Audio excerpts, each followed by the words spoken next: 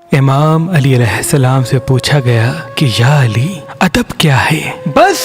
جیسے ہی یہ پوچھا گیا تو امام علی علیہ السلام نے فرمایا، اے شخص، ادب سیرت کی اس خوبصورتی کو کہتے ہیں جب انسان تکبر کے اوصاف کو اپنے قدموں پہ رکھے اللہ کی مخلوق کا احترام کرنے لگے۔ یاد رکھنا،